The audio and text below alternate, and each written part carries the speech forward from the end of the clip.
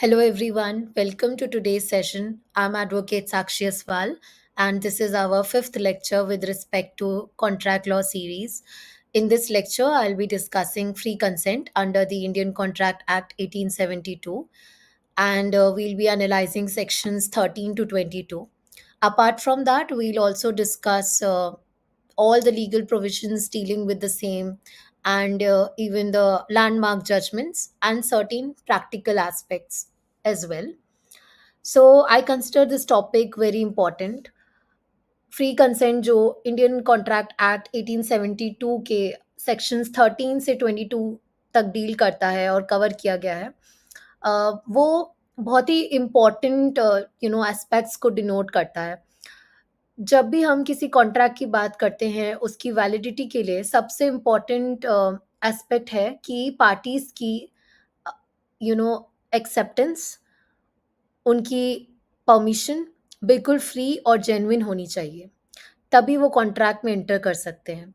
बिना true acceptance के कोई भी अग्रीमेंट लीगली बाइंडिंग कॉन्ट्रैक्ट नहीं बन सकता। Let's try to understand foundational principles of consent. Section 13 में एक्ट ने कंसेंट को डिफाइन किया है। इसका मतलब है कि दो पार्टीज को same thing in the same sense पर अग्री करना चाहिए, जिसे हम कंसेंसस एट आइडम कहते हैं। अगर दोनों पार्टीज का एक ही चीज पर सेम अंडरस्टैंडिंग नहीं है तो वो कॉन्ट्रैक्ट स्टार्टिंग से ही वॉइड माना जाएगा। इसके बाद सेक्शन 14 में एक और हायर स्टैंडर्ड सेट किया गया है, फ्री कंसेंट। कंसेंट तभी फ्री मानी जाएगी जब वो 5 फैक्टर्स से इम्पैक्टेड नहीं है: coercion, undue influence, fraud, misrepresentation या फिर मिस्टेक। अगर कंसेंट की इनमें से किसी भी एक एस्पेक्ट में इन्फ्लुएंस हो रखा है, या वहाँ पर चाहे मिस्टेक हो या फिर वहाँ पर मिसरिप्रेजेंटेशन हो, तो कॉन्ट्रैक्ट वॉइडेबल बन जाता है। इसका मतलब है कि वो कॉन्ट्रैक्ट तब तक वैलिड है जब तक जिस पार्टी का कंसेंट अफेक्टेड हुआ है वो उसको कैंसिल ना कर दे। Let's try to understand all these factors that I have told you about, all these 5 factors. And one by one, we'll be discussing these. Let's start with coercion, which is mentioned under Section 15 of Indian Contract Act. Coercion का मतलब है forcefully कुछ भी करना जिससे कि parties enter करें contract करने के लिए, या अनलॉफुल फोर्स का यूज करना। सेक्शन 15 के अकॉर्डिंग इसमें इंडियन पीनल कोड के अंडर फॉरबिडन एक्ट्स करना या उनकी थ्रेट उनके रिगार्डिंग थ्रेटन करना भी इंक्लूडेड है। ये किसी की प्रॉपर्टी को अनलॉफुली डिटेन करना भी इंक्लूड इसमें हो सकता है।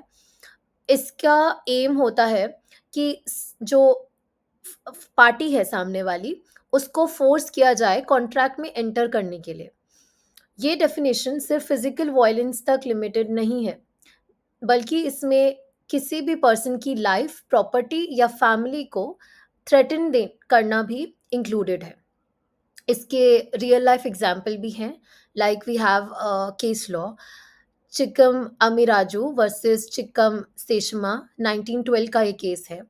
एक पर्सन ने अपनी वाइफ और अपने सन को थ्रेटन किया कि अगर उन्होंने उसके भाई को, उसके ब्रदर को के फेवर में रिलीज डीड साइन नहीं की तो वो सुसाइड कर लेगा। Fearing the consequences they executed the deed. Court ने इसे कोर्शन कंसिडर किया क्योंकि suicide, though it is unpunishable, is still forbidden by the Indian penal code. तो डीड को वॉइडेबल डिक्लेयर किया गया था यहाँ इस केस में। Then we have Ranganayakamma versus Alvar Setti case, which is 1889 का ये केस है। यहाँ एक यंग विडो को उसके रिलेटिव्स ने उसके डिसीज्ड हस्बैंड की बॉडी को क्रिमेशन के लिए नहीं ले जाने के लिए अलाउ नहीं किया, जब तक कि उसने एक अडॉप्शन के लिए कंसेंट नहीं दी। She ultimately gave her consent under duress. Madras high court ने इस एक्ट को कोर्शन कंसिडर किया क्योंकि ये एक अनलॉफुल एक्ट है। So I hope these particular cases have given you a clear idea about coercion. Then we have undue influence, which is provided under the section 16 of Indian Contract Act. undue influence coercion से ज़्यादा subtle है. इसमें psychological pressure होता है. Section 16 के according जब एक party दूसरी पार्टी की विल को डोमिनेट करने की पोजीशन में होती है और इस पोजीशन का कहीं ना कहीं बेनिफिट उठाकर कॉन्ट्रैक्ट में एंटर करना चाहता है, तब अनड्यू इन्फ्लुएंस होता है. डोमिनेंट रिलेशनशिप्स की जब भी हम बात करते हैं जहाँ एक पर्सन का दूसरे पर्सन पर रियल या अपेरेंट अथॉरिटी है, जैसे पुलिस ऑफिसर और एक्यूज्ड, जहाँ या फिर जहाँ पर फिड्यूशरी रिलेशनशिप है, like the doctor and patient, lawyer and client, या फिर कोई भी spiritual guru and his follower. Next we have contract ऐसे पर्सन से किया जाए जिसकी मेंटल कैपेसिटी, एज या फिर इलनेस या डिस्ट्रेस की वजह से इफेक्टेड है. तो यहाँ पर ये 3 क्राइटेरियाज हैं जो हमको कंसिडर करने हैं as dominant relationships. Real life example इसमें ये हो सकता है. There was a case of Mannu Singh versus Umadat Pande. So in this particular case एक रिलीजियस गुरु ने अपने फॉलोअर से अनड्यू इन्फ्लुएंस का बेनिफिट उठाया था, और उसकी प्रॉपर्टी अपने नेम करवा दी थी. कोर्ट ने इस कॉन्ट्रैक्ट को वॉइडेबल माना था. Next we have fraud which is mentioned under section 17. Fraud का मतलब है इंटेंशनल डिसेप्शन. सेक्शन 17 के अकॉर्डिंग फ्रॉड तब होता है जब कोई फॉल्स फैक्ट बताया जाए या कोई फैक्ट एक्टिवली छुपाया जाए या कोई प्रॉमिस बिना उस प्रॉमिस के बिना उसको पूरा करने की या फुलफिल करने की इंटेंशन से किया जाए, जिससे दूसरी पार्टी कॉन्ट्रैक्ट में एंटर हो जाए. यहाँ इंटेंट टू डिसीव जरूरी है. So the party which is committing the fraud has the intent to deceive the other party. We have a case law with respect to this. Derry versus Peak 1889 का case है. इस English case ने fraudulent misrepresentation का foundation रखा. Court ने कहा कि fraud तब होता है जब कोई स्टेटमेंट नोइंगली फॉल्स दी जाए, इंटेंशनली झूठ बोला जाए जब, या उस पर ट्रस्ट ना किया जाए या उसकी जो ट्रूथफुलनेस है उसके बारे में रेकलेस रहा जाए. सब एक रियल एग्जांपल दूं तो सपोज एक कार सेलर जानता है कि उसकी नॉलेज में है कि कार का इंजन बिल्कुल खराब है, लेकिन वो बायर से कहता है कि engine is brand new and it is completely fine. ये फ्रॉड है क्योंकि उसकी इंटेंट ये है कि he wants to betray the other party. Next we have misrepresentation, which is provided under section 18. Misrepresentation एक इनोसेंट फॉल्स स्टेटमेंट है. यहाँ फॉल्स स्टेटमेंट देने वाले का बिट्रे करने का कोई इंटेंशन नहीं होता, वो बस गलती से फॉल्स इंफॉर्मेशन दे देता है. कॉन्ट्रैक्ट इसमें भी वॉइडेबल होता है. रियल एग्जाम्पल है, एक कार सेलर जेन्युइनली बिलीव करता है कि उसकी कार परफेक्ट वर्किंग ऑर्डर में है. वो यही बात बायर को भी बता देता है. बाद में पता चलता है कि कार में एक टेक्निकल फॉल्ट है. यहाँ सेलर का कोई मैलिशियस इंटेंट नहीं था, तो ये मिसरिप्रेजेंटेशन है. Then we have mistake section 20 to 22 में डील करता है.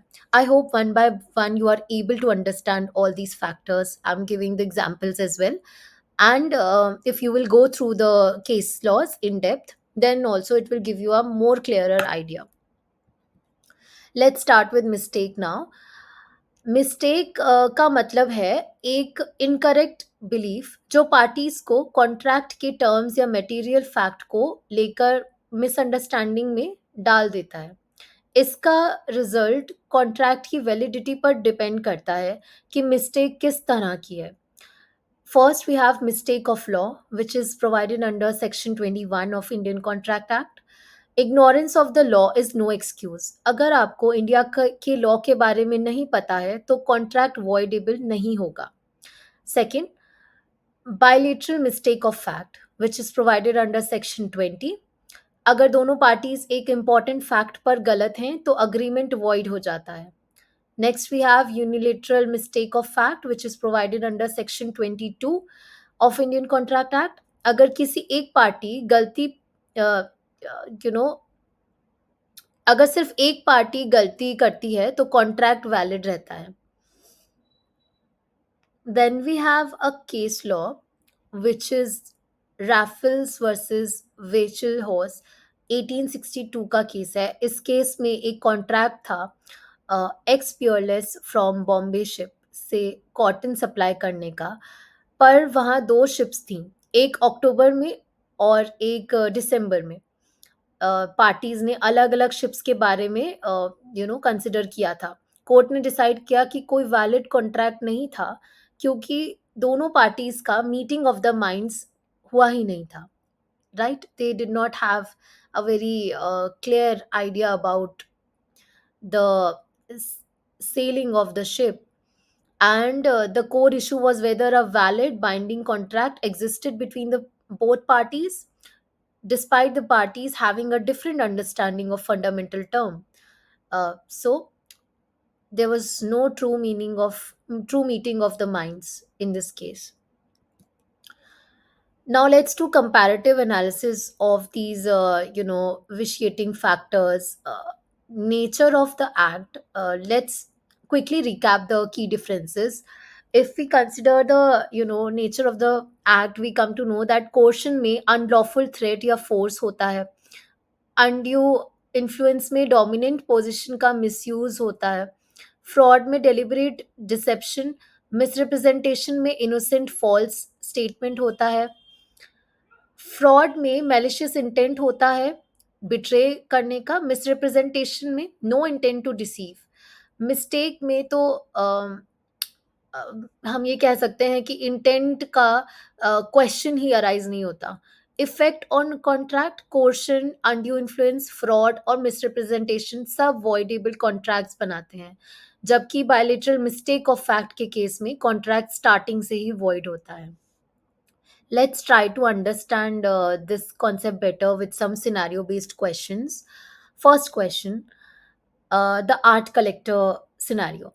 So, Mr. Sharma, एक renowned art collector, Mr. Gupta से एक rare painting ₹50 लाख में खरीदते हैं.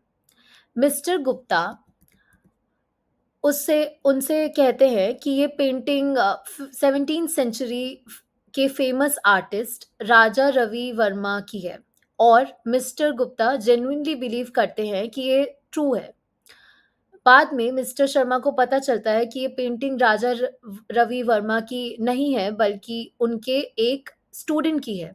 पेंटिंग की मार्केट वैल्यू सिर्फ ₹5 लाख है. मिस्टर शर्मा ने मिस्टर गुप्ता पर फ्रॉड का केस फाइल किया. एनालिसिस यहाँ पर ये करेंगे इस केस में कि मिस्टर गुप्ता ने जो स्टेटमेंट दी वो गलत थी, बट उनका कोई फ्रॉड्यूलेंट इंटेंट नहीं था.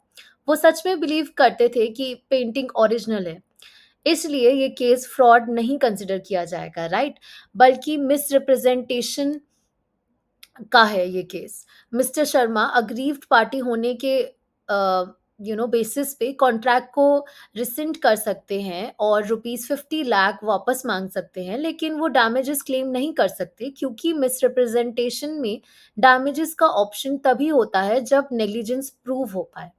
Next scenario based question, the dying father scenario. Mister Anand एक बहुत ही सीरियस इलनेस से गो थ्रू कर रहे हैं. बहुत ही सीरियस इलनेस उन्हें हुई है, और अपने eighty he knows that he can die any time, और उन्होंने डाइंग स्टेट में उनके एक single son, he has one son only, Varun.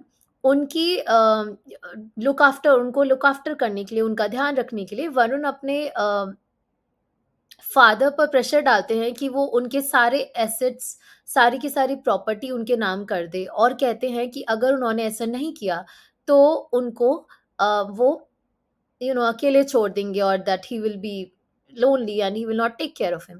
Mister Anand अपने बेटे से इतना डरते हैं कि वो सारी प्रॉपर्टीज उनके नाम कर देते हैं। यहाँ एनालाइज करने के लिए ये है कि ये क्वेश्चन का केस नहीं है, क्योंकि यहाँ वरुण ने कोई भी इंडियन पिनल कोड के अंडर फॉरबिडन एक्ट करने की थ्रेटनिंग नहीं दी है। ये अनड्यू इन्फ्लुएंस का केस है। क्लियरली वरुण अपने फादर के ऊपर डोमिनेंट पोजीशन में है और उन्होंने इस पोजीशन का अनफेयर एडवांटेज उठाया। मिस्टर आनंद का फ्री कंसेंट नहीं था और उनका सन उनकी मेंटल डिस्ट्रेस का बेनिफिट उठा रहा था। अगर मिस्टर आनंद के लीगल हेयर्स अगर वरुण के अलावा और कोई भी है इस अग्रीमेंट को चैलेंज कर सकते हैं, तो इससे वॉइडेबल डिक्लेयर कर सकते हैं हम इस कॉन्ट्रैक्ट को। सो एक केस हमारा जो था वो मिसरिप्रेजेंटेशन का था, नेक्स्ट हमारा अनड्यू इन्फ्लुएंस का था। You can comment down below on the comment section, what do you think about these scenario based cases, and if you have your own opinion then feel free to discuss that as well. So in this particular act we can understand that free consent does hold a lot of prominence.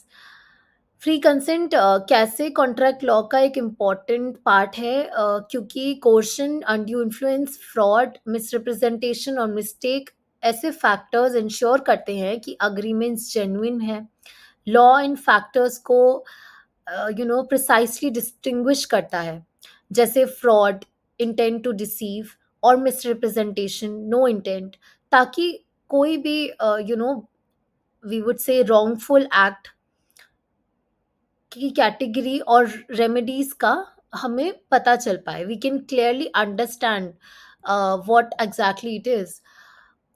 Rafales versus Wichelhaus और Derry versus Peek case ने law को और strongly we have given prominence और explain किया है better in cases ने कि exploitation से हम कैसे खुद को सेव कर सकते हैं, so that parties truly acceptance दे अपनी और तभी उनको कॉन्ट्रैक्ट में एंटर किया जाए। इसलिए आज के कमर्शियल वर्ल्ड में ये प्रिंसिपल्स बहुत क्रूशियल हैं, and I would say not just commercial, even in the family, with respect to domestic cases, with respect to our I would say corporate cases, everywhere it's very important part of the deal, to have the free consent, to have the clarity about the all the terms and conditions. Both the parties should have same thinking with regard to the same aspects and with regard to the same conditions that are mentioned in the contract, and that's why this particular topic is very important. I hope you could understand all these factors in a very better and I would say uh, more in depth, in a more in-depth manner, because this particular topic, free consent, does make you understand that when parties are entering in their very true mind and with their own true consent, and when it is voidable and when it is void. So to understand all these aspects, it's not very complex. It's simply about doing the due diligence in a better way. जब भी दोनों parties due diligence करती हैं, which means अच्छे से recheck करती हैं सारी criterias, terms and conditions, background check करती हैं, तो it becomes easier for the parties to know the things in a better way so that they can enter the contract in more genuine sense. I hope it was pretty clear to you, and thank you for being attentive and listening to this lecture. Keep studying. All the best. Thank you.